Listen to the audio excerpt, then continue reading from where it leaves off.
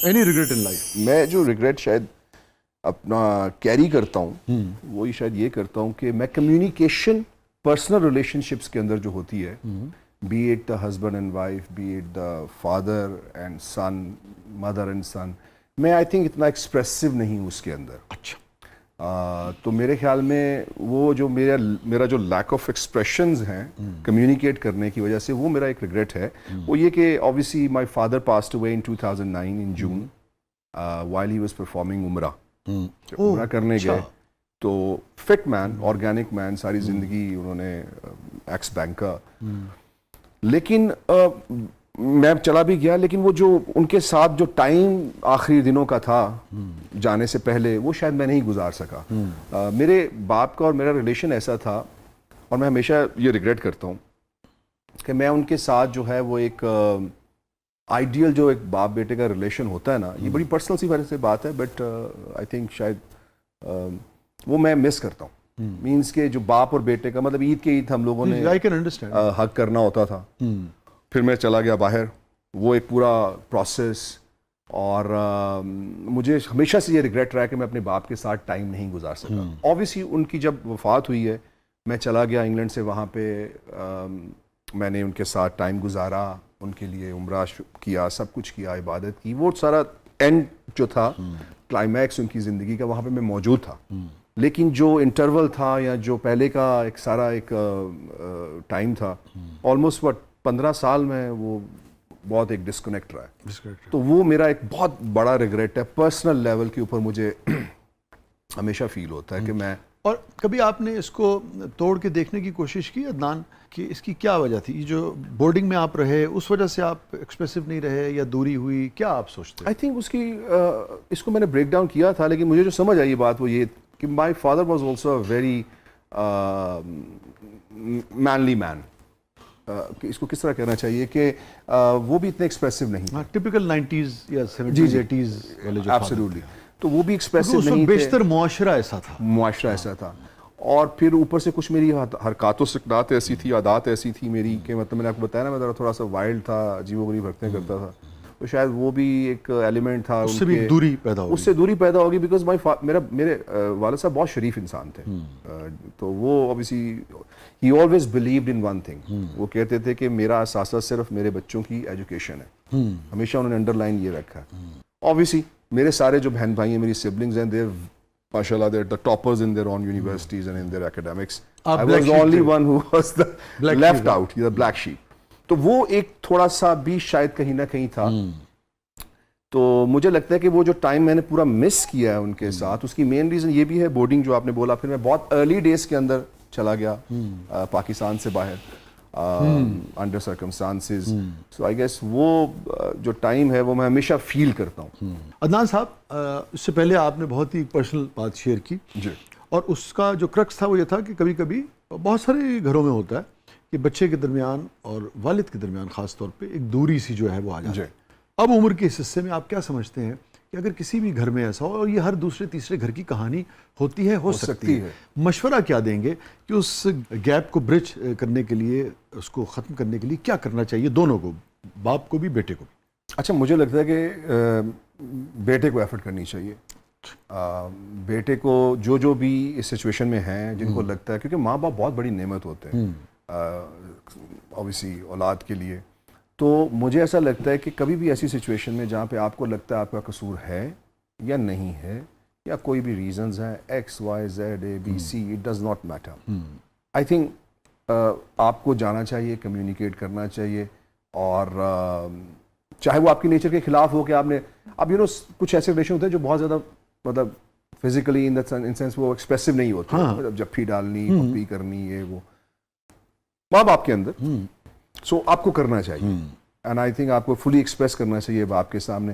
اور باپ، چونکہ میں خود بھی باپ ہوں، تو میں نے اپنے بیٹے کے ساتھ ایسا ریلیشن نہیں رکھا ہوں. فرینڈلی رکھا ہے، فرینڈلی رکھا ہے. بائی دا وے، میں اس میں کبھی بھی کسی صورت میں بھی اپنے باپ کو کوئی وہ نہیں کہہ رہا ہے کہ مطلب انہوں نے وہ اسکول آف تھاٹ ڈفرینٹ تھا، وہ ان کے سیٹ آف میں نے کہا یہ 80s 90s میں اوور آل اس کی وجہ تھی کہ باپ کماتا تھا مرد، اور پھر ایک تاثر معاشرے میں یہ تھا کہ بچے جب شرارت کرتے ہیں تو خواتین اس طرح سے لاڈ بھی ہوتا ہے بچوں کا, تو عموماً وہ ڈرانے والا جو کام تھا, جو ڈسپلن والا کام تھا زیادہ تر, وہ پھر باپ کے اس پہ آتا تھا. ہمارے ایک تاثر یہ تھا, صدیوں سے سنتے چلے آئے تھے کہ جب آپ سخت گیری کریں گے تو اس سے بچہ بات سنے گا. وہ سب کے اس میں بیٹھی ہوئی تھی. ویسے اس میں ہمارے گھر میں جو ڈسپلن کرتی تھی وہ میری والدہ تھی. My mother also is an educationist, was an educationist. تو لیکن مین جو پرابلم مجھے لگتا ہے ایسے ہے کہ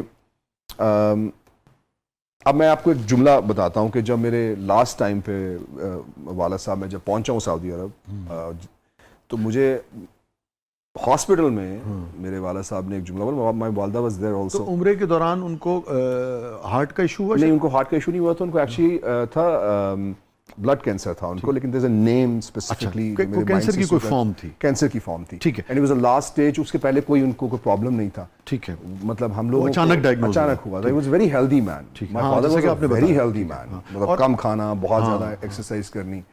بٹ وہ اچانک ہی کچھ اللہ کی طرف سے ایسا کچھ ہوا ہے کہ ان کو وہاں پہ گئے ہیں, لینڈ کیے ہیں وہاں پہ, اور لینڈ کرتے ہی ان کو جو ہے ان کے باڈی پہ اسپاٹس بننے شروع ہو گئے.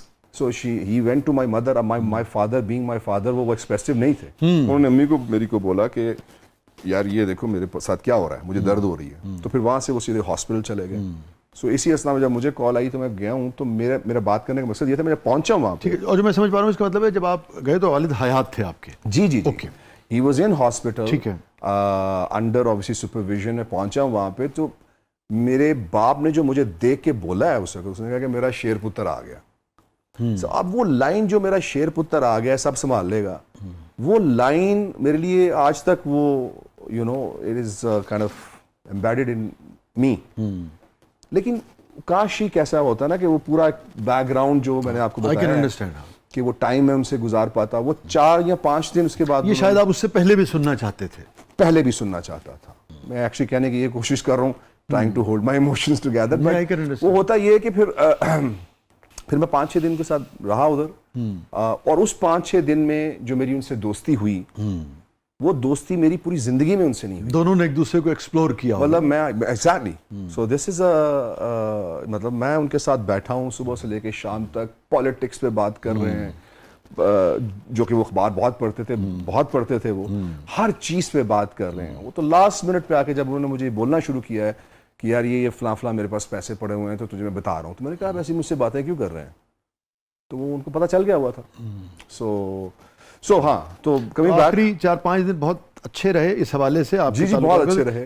But you feel it was but late? ہاں it was late, yes. I mean it was late. مجھے فیل ہوتا ہے, ویکیوم فیل ہوتا ہے کہ میں کاش ان کے ساتھ ٹائم سپینڈ اور کر پاتا.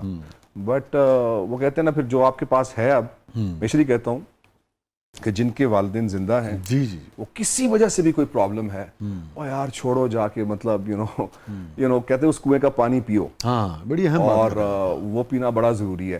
باپ کی مار, ماں کی جھار, یہ اولاد کا زیور ہوتا ہے. یہ ہمارے this is the beauty of our valued system hair.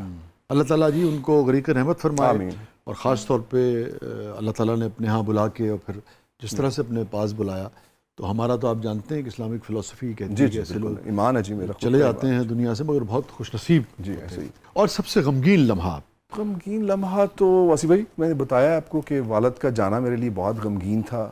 میں اس جگہ پہ جہاں پہ ابو کی وفات ہوئی, اس وقت سعودی عرب کے اندر مجھے تو اس چیز کا اندازہ, ظاہر میں ہی تھا ابو کے پاس, تو مجھے ان کو نہلانا بھی تھا تدفین کرنے کے لیے. وہیں تو وہ جو پروسیس آف دا, جی جی جی, اور کسی کو آدمی اس طرح جانتا نہیں ہے, مختلف جانتا نہیں ہے, تو وہ پھر کافی غمگین اور پینفل تھا آئی گیس میرے لیے. اور خود آپ یہ دیکھیے, اللہ تعالیٰ مگر زندگی کی حقیقتیں, اپنے والد کو نہلانا ایک بہت ہی ایک, میں نے بھی اپنی مدر کو نہلایا تھا. نہ دیکھیے میں نے اور میری سسٹرز نے, لیکن مشکل تھا, لیکن میں نے کہا یہ کسی اور سے ہم نے نہیں کروانا. میں نے ہم سب بہنوں نے کہا ہم خود ہی, کیونکہ ہم یہ چیز ہم فیس دوبارہ نہیں دیکھ پائیں گے, اور یہ موقع نہیں ملے گا ہمیں, تو اس لیے ہم نے ان کو خود نہلایا اپنے ہاتھوں سے. ہم نے کسی کو بھی نہیں کرنا. اور زندگی کی حقیقت سزین اور بٹ صاحب دیکھیے کتنی سمجھ آتی ہے اس وقت انسان کو نا. اور میں نے دیکھا کہ اس تجربے سے آپ کے اندر ایک انسانیت عموماً جنم لیتی ہے. جی بالکل ایسا ہی ہے. ایمپتھی جو ہے وہ آئی تھنک ایمپتھی زیادہ آتی ہے.